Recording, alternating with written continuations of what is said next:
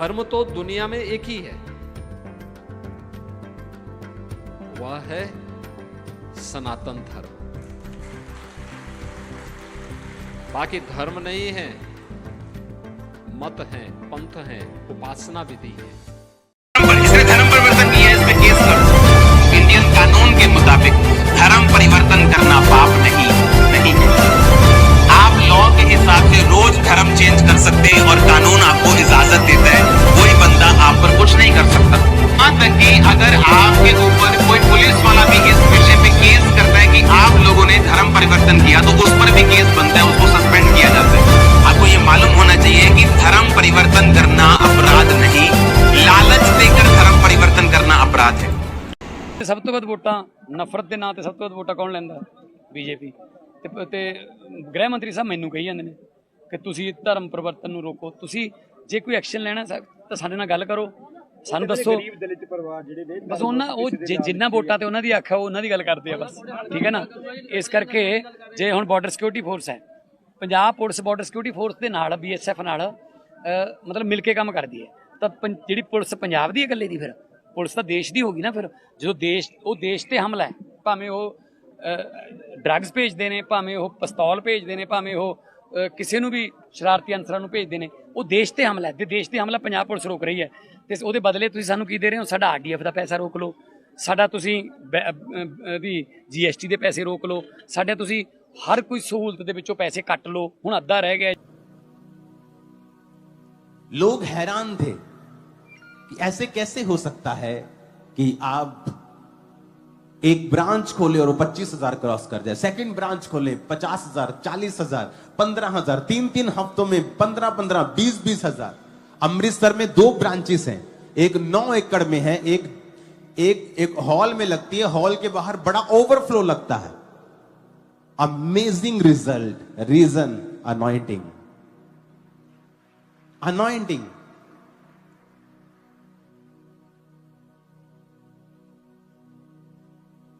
जब क्रूसेड पे टेंट वाला आता था तो बोलता था कि क्या कर रहे हो तुम लोग, ये आधा किलोमीटर लंबा पंडाल कौन लगाता है? PM भी नहीं लगाता यहां पे इतना पंडाल। हंसते थे टीम के ऊपर कि क्या कर रहे हो तुम लोग, क्योंकि इतना लंबा होता है आधा किलोमीटर। जब आप 13, 14, 1500 फुट से आगे निकल जाते तो आप लिटरली देखना बंद हो जाता है लास्ट आदमी। लेकिन जब वो शाम को आते थे, उनके पसीने निकले होते थे, टेंट खत्म होता, दरियां खत्म, टेंट खत्म, LED खत्म, साउंड खत्म, हो क्या रहा है? ये लोग कहां से आ रहे हैं? अनॉइंटिंग। इस अनॉइंटिंग को आपने प्रोटेक्ट कैसे करना है, इसी विषय में मैं बात करूंगा अगले कुछ हफ्ते। इसको बढ़ाना कैसे है, इसमें बने कैसे रहना है, इसकी अहमियत क्या है। जब आप समझ जाते हैं तो यही डिफरेंस है, यही फर्क है। इसीलिए अनॉइंटेड मैन आपको कभी भी लड़ते हुए नहीं मिलेंगे। अगर कोई लड़ता हुआ मिलता है तो वो अनॉइंटेड नहीं है, याद रखना। क्योंकि अनॉइंटिंग एक प्रेशियस सब्सटेंस है जो खत्म हो सकती है, कम हो सकती है, करप्ट हो सकती है, और ये बढ़ भी सकती है। जिस तरह एक माप का विश्वास दिया जाता है और उस विश्वास को बढ़ाना आपने होता है, एक माप का अभिषेक भी दिया जाता है और उसको बना के रखना और उसमें बढ़ना, ये आपकी जिम्मेवारी है। हालेलुया। अब यहां पर वो जीसस के कपड़े को छूकर हील हुई है, वहां पे कुछ प्रेयर नहीं हुई, बिकॉज अनॉइंटिंग।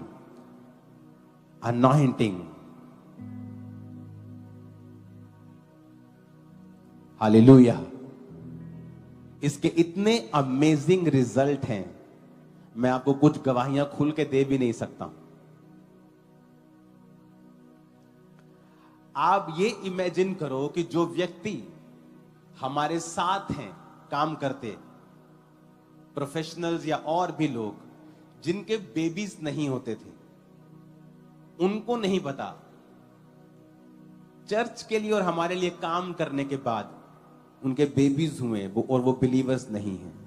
अनॉइंटिंग ये फ्रूटफुल करती है लोगों को। ये फलदार करती है। सडनली आपके आसपास सब चीजें फलदार होने लगती हैं। इस संडे आप मिस मत करना। इस संडे मैं आपको एक ऑडिटोरियम दिखाऊंगा जो परमेश्वर ने मुझे दिया है, जहां से पूरी दुनिया के लिए हम लाइव क्रूसेड्स किया करेंगे, और वो तैयार हो चुका है।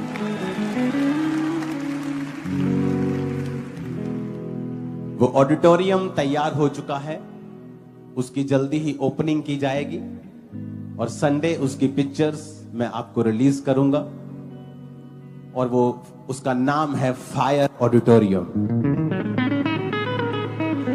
और वो ऑडिटोरियम बन चुका है और उसकी जल्दी ओपनिंग होगी, और चर्च का एक हिस्सा अंदर उसकी ओपनिंग होगी, उसी हिस्से में ही वो फायर ऑडिटोरियम है।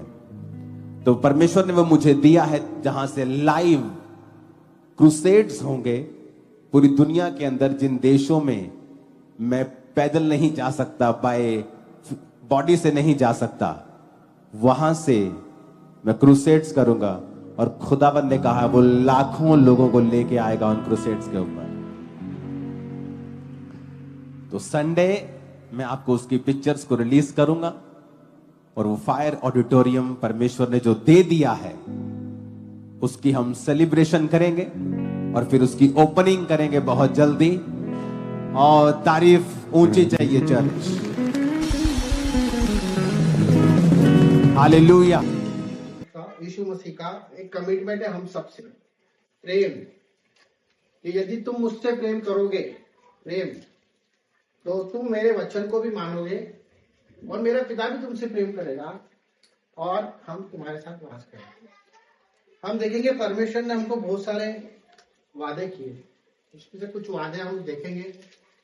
जैसे उसने हमको करौली के क्रूस में सारी आशीषें दे दी थी। उसने वहां कहते सब कुछ कंप्लीट पूरा हुआ। उसने हमें चंगाई दी। कहते हैं कि यीशु के कोड़े खाने से हम हो गए हैं। धन और महिमा परमेश्वर की ओर से आती है। हम कहते हैं अच्छा घर, अच्छी जिंदगी वो देता है, अच्छी नौकरी, बच्चे, हर एक आशीष प्रभु ने कंप्लीट कर दी। किनके लिए? जो लोग परमेश्वर के पुत्र से प्रेम करते हैं, यीशु मसीह। कंप्लीटेड हो गई। फिर आज हम बहुत सी चीजों के लिए प्रार्थना कर रहे हैं। आज भी हम बहुत सी चीजों के लिए सालों से प्रार्थना कर रहे हैं, सालों से। फिर ये वचन प्रभु ने हमको दिया है, तो हमको ध्यान देना है कि कहीं ना कोई हमारे अंदर ही, मेरे अंदर ही कुछ मिस्टेक होगी। क्योंकि परमेश्वर ने तो बोल दिया कि कोई मुझसे प्रेम करेगा तो वो मेरे वचनों में भी चलेगा, और मैं उसके साथ वास करूंगा।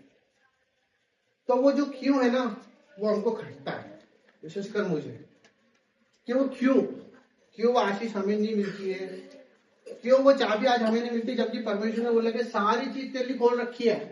वो चाबी हमारे पास नहीं है, वो लॉक लगा हुआ है। परमेश्वर हम प्रार्थना करते हैं, वो कवर्ड में सब कुछ है, धन, महिमा, आशीष, अच्छी जिंदगी, दीर्घ आयु, अनंत जीवन, हर एक वो चीज, स्वर्ग का द्वार, हर एक बात प्रभु ने उस की को हमारे लिए दे दी थी। आज हम देखेंगे वो प्रतिज्ञा देने के बाद भी वो चाबी हमारे पास नहीं है। मैं आशा करता हूँ कि परमेश्वर आज इस वचन के द्वारा वो की हमको मिल जाए, हमारे सवालों का जवाब मिल जाए, और हम वो दुनिया की तरह न रहे, और हम परमेश्वर के प्रेम को जान लें। पर उससे पहले हमें अपने आप से कुछ बातें करनी है, क्योंकि जरूरी है कि वचन की तरफ ध्यान दें, अपने आप को जांचे। क्या केवल यीशु का नाम लेना ही सब कुछ होता है? कि सिर्फ हम यीशु का नाम ले रहे हैं और लेते जा रहे हैं, और हम कह रहे हैं मसीह में, तो हमको जानना है कि उसके लिए हम जीते भी हैं, पहला।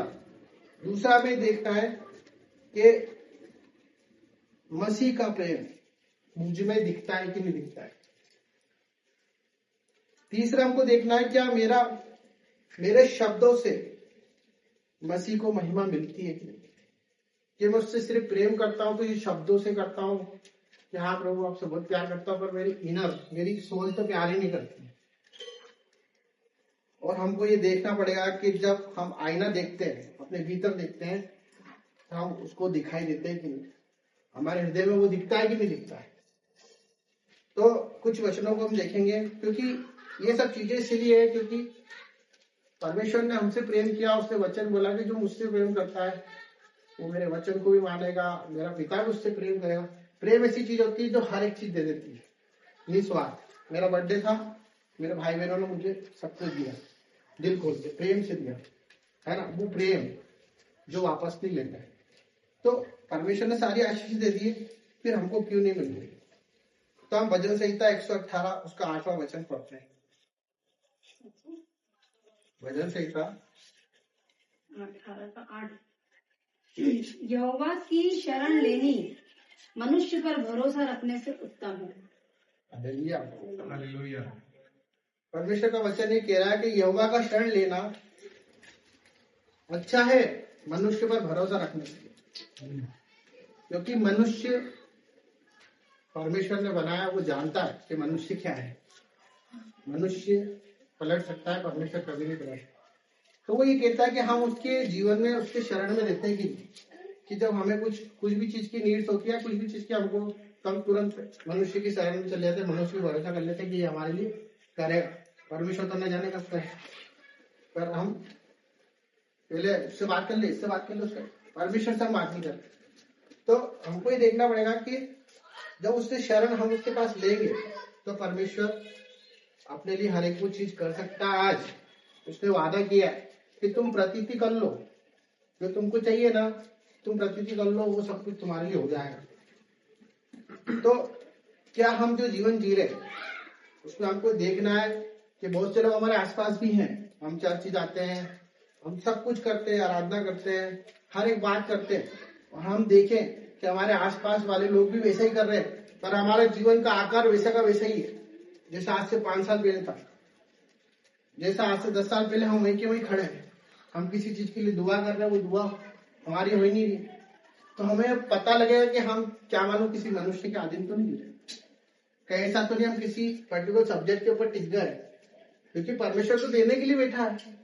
जब उसने बोला कि सब कुछ मैं दे दूंगा, तो देने के लिए बैठा है। फिर भी हम लोग आते हैं, अपना सब कुछ करते हैं, तो वहां पे हमको जांचना है कि हम सच में यीशु मसीह के लिए आए कि नहीं।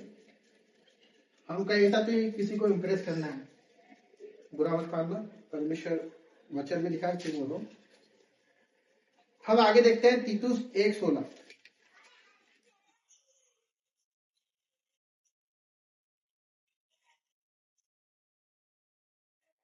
वे कहते हैं कि हम परमेश्वर को जानते हैं, पर अपने कामों से उसका इनकार करते हैं, क्योंकि वे घृणित और आज्ञा न मानने वाले हैं और किसी अच्छे काम के योग्य नहीं।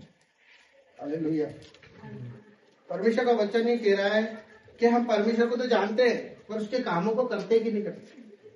वचन तो हमने सुन लिया, वचन में लिखा है कि अगर तेरे पास 2 रोटी है तो एक जाके दे क्या, तेरे पास 2 कपड़े हैं तो दूसरा दे दे। अगर तेरे पास जो भी है ना, तेरी कुवत नहीं है भाई, वो मैंने दे रखा है, सांस ही चल रही है ना, ये मेरी है, तेरी नहीं है। मैंने किसी पर्पज से तुझे भेजा है, इसलिए भेजा है। पड़ोसी भी वैसे ही करता है, जो मनुष्य जो मूर्ति पूजा करता है, हर एक वो चीज करता है, गंदे काम करता है, वो भी वही करता है, सेम है। हमने